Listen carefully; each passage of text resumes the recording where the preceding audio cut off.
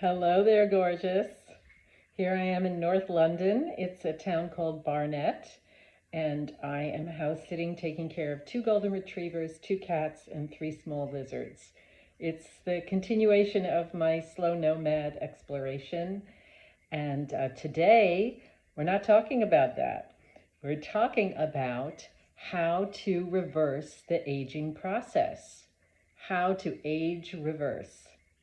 Also connected to eternal youth, the fountain of youth, but I specifically want to talk about reversing the aging process. And I'm going to go through some bullet points, see what resonates for you, see what you want to explore further. And these are not what I've read in research, these are what I've actually found in my own experience as I continue to reverse my age every day. First of all, to debunk the myth that aging means deterioration automatically, because in other cultures, and this I did learn from someone else, in other cultures, women do not stop menstruating at the age of 50. People do not die at the same age that we do in Western Europe and the United States, for example. Aging does not have to mean deterioration. Now, toxins, stress, yes, those mean deterioration. So with that approach in mind, this is what I have found. Number one, what am I taking in? I have found one of the biggest changes in my age reversal is when I gave up caffeine 6.5 years ago, all forms, including decaf, which has caffeine in it. And it is a drug, so having just a little always led me to having more, because I personally was addicted to it, and it was breaking down multiple systems of my body that I didn't understand, but now I can see systems rebuilding, all kinds of things changing. So that's one: caffeine, alcohol, and drugs. This is obvious, but not necessarily followed. They are toxins. They break down my body. They speed up my aging process. And we're talking about everything from the brain to the blood vessels, the gut, you name it. What about sweeteners, artificial sweeteners? They cause brain cancer. They cause serious problems, and yet they're just included in so many things. Everybody knows stay away from sugar and white processed flour and other products like that, and yet they're still everywhere. And everybody considers it a treat. Not everybody, but you know what I mean. And then the problem is you put down the sugar and then you are craving the sweeteners. So all of those had to go for me. What am I taking in on a positive note? More fresh vegetables than I ever would have thought, including pounds of raw vegetables a day. Some fruit, but I'm actually taking in way more vegetables than I ever would have thought before I started doing this 20 years ago. And what am I drinking? Water, not diuretic beverages or energy draining, energy sapping beverages, which includes, all sodas and diet sodas, all energy drinks, teas, coffees, of course, anything alcoholic. Even some herb teas can be disruptive to my body. So I'm very selective about what I drink, and it becomes very simple. Basically water with lemon or lime, or a couple of different kinds of herb tea if I feel like it. Like right now I'm in a cooler climate, I feel like having some hot tea, so I'm having some licorice tea. Okay, so that's basically what we're taking in. There are some supplements also. I could talk about that later, but I'm just talking about the basics. Number two, energy and movement. I have been practicing daily yoga, or if I wasn't practicing it daily, several times a week, yoga for over 20 years. And gentle yoga. I am not a big Ashtanga power yoga person. I did that in the beginning, but now it's just gentle yoga, and it's more powerful than I would have thought that it is when I first started it. And the aging prevention that it does, the easefulness of movement, that I could just take for granted. But not everybody my age has that. I know there are other factors, but I'm just telling you the things that have really helped me. Daily meditation. That could be moving meditation. that's very intuitive. It could be sitting still. It could be silence. It could be listening to a guided meditation. It could be chanting. It could be dance meditation. It could be silent walking meditation. It could be saying a mantra. I have done a lot of different kinds of meditation, and I do it every day. I'm into my essential oil right now. I breathe it in my hands. Breath meditation, that's another one. I count my inhales and my exhales through the nose and through the mouth. Great meditation. Meditation, sound healing, listening to sound bowls. Sometimes my daily meditation is very simple, and then once a week I get a special meditation, and that keeps me going. Energy and movement, including sleep.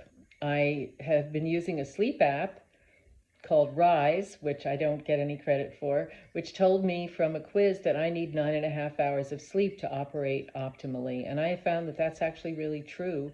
If I can get it, I am operating at a higher level, better mood, better energy, better mental attitude. And I know that sleep deprivation, which was in my life for many years, is now being reversed by what I'm doing.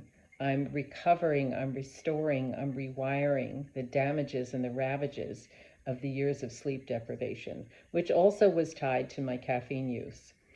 Energy and movement, not expending excess energy on work, being more selective about that. And that we'll get into a little bit more in the next one. Strength training, and that does not have to be with weights, though I did do weights for many years. Now I'm moving around as a nomad. I don't have weights necessarily where I go, but I've learned to use body weight for a lot of different things, from squats to push-ups, lunges, dips, etc. It's amazing the weight that my body can give me to play with. If I had a pull-up bar, that would be even better. But there's so much that can be done. But strength training, of course, we know it builds up our bones. We do not have to have brittle bones and osteoporosis. And continuing it over the long haul, not a flash in the pan, but having this be our lifestyle. So that's energy and movement, and moving from energy into stress reduction. Instead of maintaining high levels of stress or increasing the stress, how about stress reduction? Now, of course, things happen in life. We can't control everything, but there's a lot that I can do to reduce the stress in my life. For example, and this I've been practicing really well, living within my means, having a careful, clear spending plan, which includes a savings plan and debt repayment plan, etc. That's all within the means of the income that I am receiving now.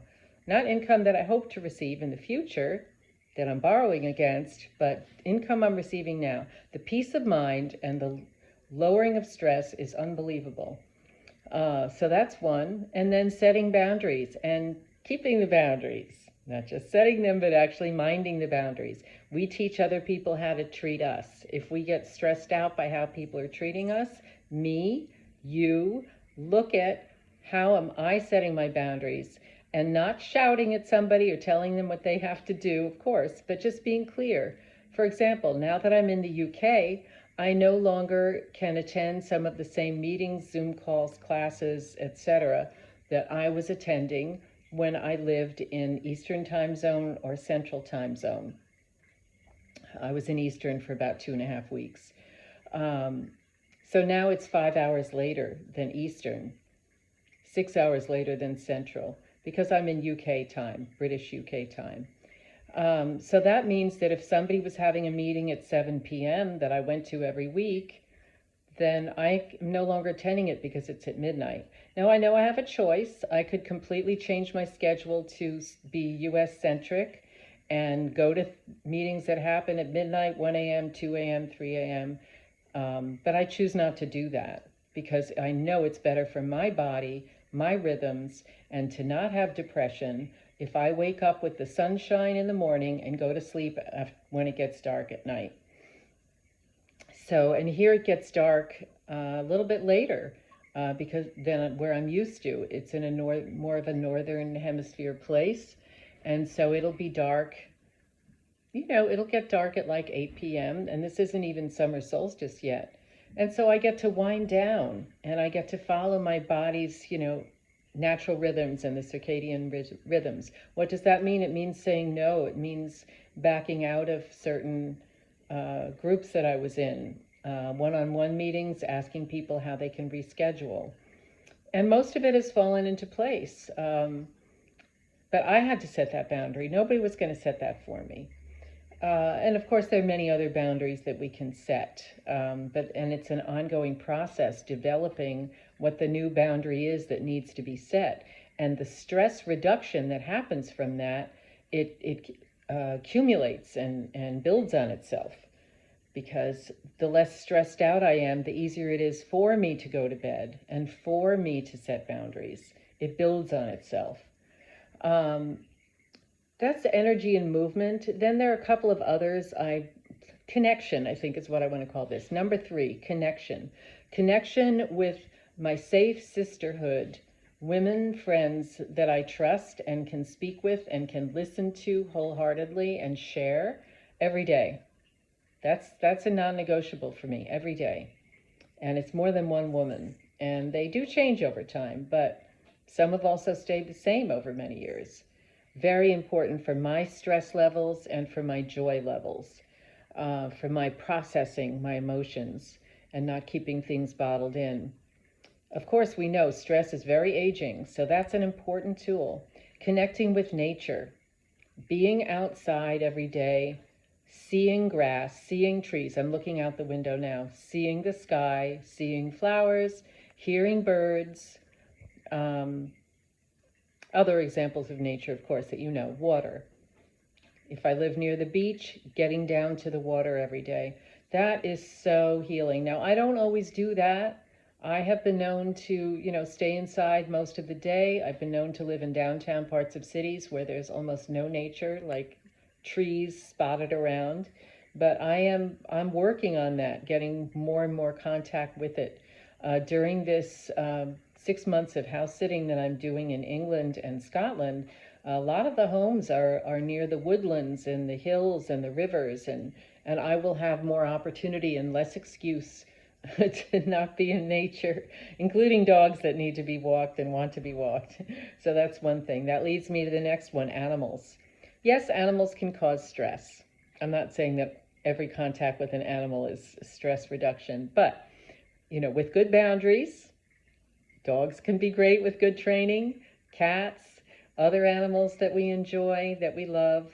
I mentioned birdsong.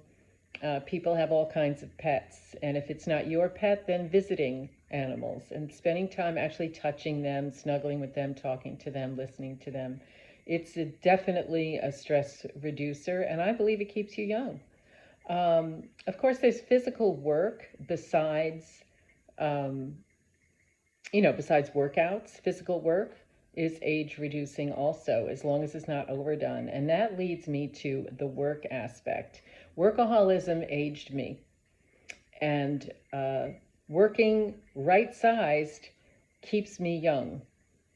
Enough work to be invigorating and to keep my body moving and to keep my muscles, strong and mobile, and to have me feel useful, productive, happy, and useful in the world is enough work.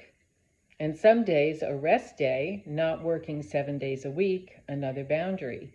So the right amount. The body wants to move, but the workaholism that is promoted in the Western cultures, especially the US and some other countries, it's over the top and it's extremely damaging, and it ages people before it needs to be, before it needs to happen. And of course, this is driven by money sometimes, but I'm learning how to live on less money so that I could give up that workaholic lifestyle that was aging me. Another aspect, I'm going to talk about staying eternally young. I feel that, I mentioned about nature, also laughter keeps me young. Being with people of all ages, from babies, children, teens, adults of various ages, old people, I think that keeps us eternally young. Just keeps me connected with humanity and not limited. Staying in a box, I think, is aging. expanding with learning and growing. I went back to college a little more than 10 years ago, and it was very fulfilling for me, and it also stretched my brain. I mean, I remember the statistics course. I literally felt like my brain had been stretched when I came out of there. And the research that I did, the critical thinking that I got from it, the cultural influences, it was definitely an anti-aging thing. The only problem was that I overdid and drank too much caffeine while I was doing it. So, of course, all of these factors are factors, right? We got to put them all together in a mix that really works. Playing games. Oh, and there's more learning besides going back to school. And they've shown this with preventing Alzheimer's and dementia. Learning a new language. Right now I'm practicing on Duolingo to learn Scots Gaelic for when I go up there. I don't expect to be an expert, but hey, it's fun to learn it. Learning dance choreography, learning song lyrics, learning lines if you're going to be in a play, new methods, new softwares, things like that. All stretching us and keeping those neural pathways active. Playing games like chess and bridge. I do not do these, but I respect people who do them. Maybe I'll start. I don't know. Travel, seeing new places, meeting new people, being exposed to new cultures, challenges of travel, troubleshooting, problem solving. I believe that this all keeps me young. Like I said before, I don't want to be stuck in a box. I don't want stuck neural pathways. I want to be stretching, neuroplasticity, right? Adventure. People say, oh, you're on such an adventure. Well, it's a pretty quiet adventure because I spend a lot of time at home or in the backyard or walking to the local shop. When I was in Costa Rica, I would go down to the beach that was right next to my hostel.